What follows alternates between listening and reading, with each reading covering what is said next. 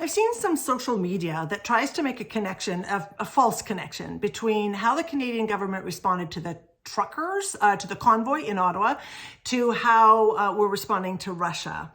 It's very tempting, right? Because superficially, operative word, superficially, it can kind of look the same. It's a similar picture. We're freezing the assets of Russians. We're freezing some of the assets of the people involved in the blockade in Ottawa. Here's why that comparison just doesn't hold water. Number one, and this is a concept that many of us need to better understand, and it's called the rule of law. We have opted as a society to make the rule of law first and foremost on how we conduct ourselves. It's like choosing together what the rules of the game are in which we can play a good game. In this case, instead of a game, obviously, it's how we operate our lives.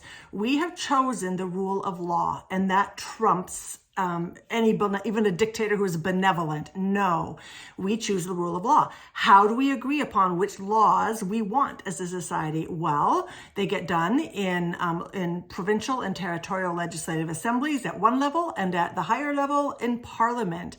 And those laws get created and written and made law by people who we, the Canadians, choose. We Canadians choose who we want to make those laws. And if we don't like those laws, we can write to those people. We can vote them out next time. We can say, we don't like those laws. That's democracy.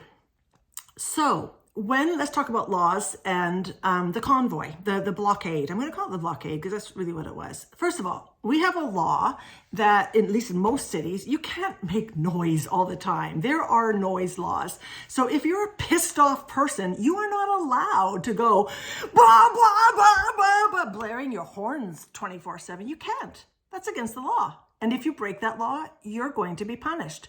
Much more importantly than that, we have the Charter of Rights and Freedoms. One right is the right of mobility, not of obstruction. Nobody has the right to obstruct others. We have the right of mobility. We're all allowed to move around on publicly funded roads and sidewalks.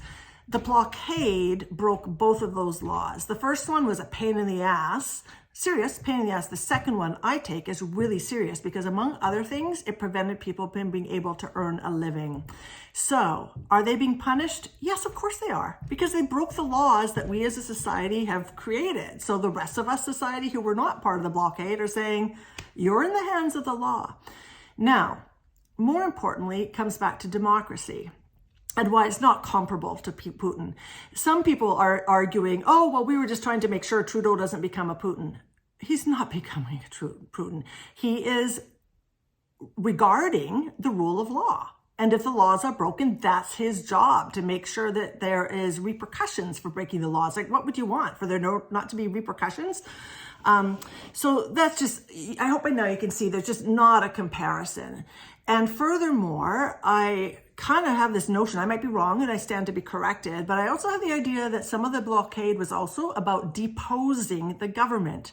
That's deposing the people we, the Canadians, have chosen. I don't know if it's okay with you. It's not okay with me if anybody tries to do that. And especially if they try to do it not by the rule of law. There's all kinds of avenues by the real rule of law to get rid of Trudeau. But by resorting to the blockade, that is doing a Putin move. That is using brute force to try to effect change instead of abiding by the rules of society, which we've all agreed upon. So I hope by there it's clear why, even though it superficially might look similar, no, it's not. It's not similar. Now, some of you are going to want to leave me comments, and I've got this to say about that. One person on my last post left me a comment. You look as ugly as you sound. I bet even your vibrator doesn't like you. I thought that was kind of funny. Anyway, you have a few choices here if you want to leave a comment. Number one, you can leave a quality comment. Your comment will reflect the quality of you. If you can put forth a sound argument, by all means, please do. Please do put a sound counter argument. If you want to just leave an inane comment, hear this clearly. I know who created me. I know who created me. Nothing you say will touch, not even touch my sense of security and self-confidence. So, but your comment will boost me in the algorithm. So if you want to call me blah, blah, blah, or if you want to call me a sheeple, if you want to call me a slave, if you want to just say, wake up, you're welcome to do so. I won't pay attention to it. It will boost me in the algorithm, which means more people will see this. So Take a choice. Anyway, I hope that makes clear why it is just false to try to compare Ukraine and Russia and our sanctions on Russia with what happened with the blockade, the lawless blockade that went on in Ottawa.